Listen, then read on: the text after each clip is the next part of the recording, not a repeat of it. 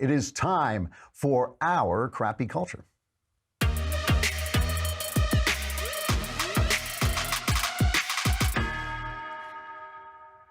So a while back, I was talking about the devil. It wasn't that long ago. I did an opening about the devil, and I talked about the fact that I've come to believe that I didn't always believe in the devil, even when after I had become baptized. But slowly, over time, I began to see that it just made a lot of sense that there was, in fact, a conscious force in the world that tries to draw you away from God. It tries to draw you into that emptiness that is away from God. And once you start to notice it, you can notice thoughts in your head that are just like against everything that's good for you, everything that you are, everything that you believe in, everything that you want. And these thoughts come in that sort of entice you away. And one of the main ways this happens, I've always noticed, is through rationalization. If you do something wrong, and you say, oh man, I just made a moral error. I did something bad. I'm a human being. I hope God will forgive me. I'm going to go talk to the people I did it to, and I hope they forgive me.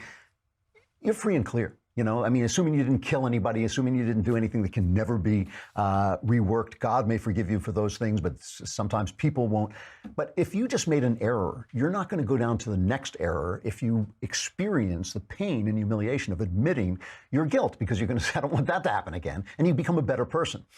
If you cannot admit, for various reasons, whether it's political reasons, whether it's because you support Donald Trump or you support Barack Obama, whatever it is, if you make a mistake, a moral mistake, and you cannot admit it, you begin to rationalize. And the process of rationalization, saying, it wasn't that bad. In fact, it was good. It was a good thing. In fact, I'd do it again. In fact, I will do it again. And that is when the devil gets you. He gets you, because once you start doing that rationalization thing, you start going down this road where the good becomes evil and the evil becomes good, and it goes on and on forever. There is a clip that was put out of comedians at a pro-abortion fundraising rally, and this is Sarah Silverman and some other comedians. And turn this off if you're going to be upset by ugliness, because it is truly ugly. I don't think we've left any obscenities in it, but the whole thing is an obscenity. The comedians, they're all female comedians, trying to get donations for pro-abortion rally, including Sarah Silverman,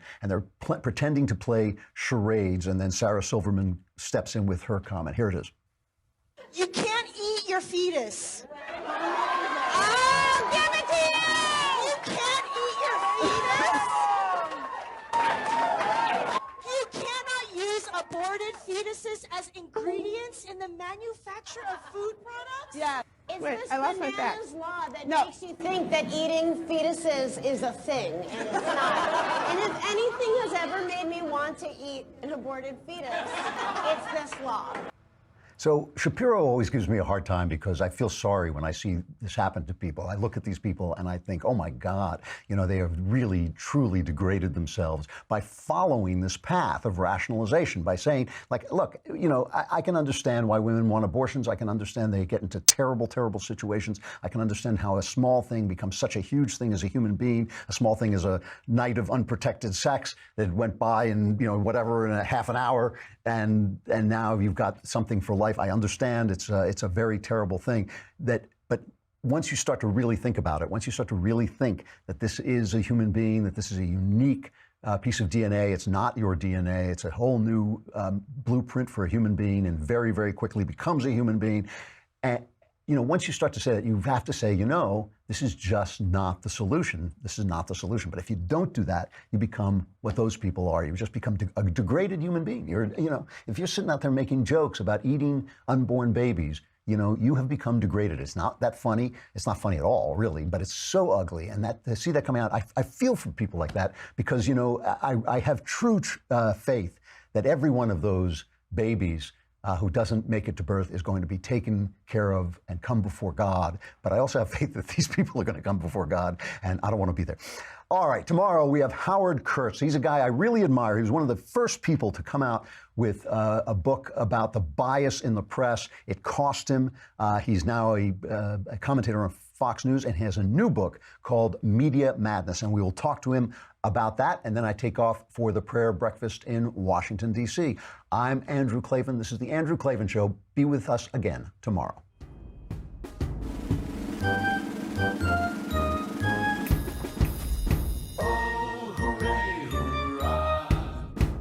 The Andrew Klavan Show is produced by Robert Sterling. Executive producer, Jeremy Boring. Senior producer, Jonathan Hay. Our supervising producer is Mathis Glover. Technical producer, Austin Stevens. Edited by Alex Zingaro. Audio is mixed by Mike Cormina. Hair and makeup is by Jesua Alvera. And our animations are by Cynthia Angulo and Jacob Jackson. The Andrew Klavan Show is a Daily Wire Forward Publishing production. Copyright Forward Publishing 2018.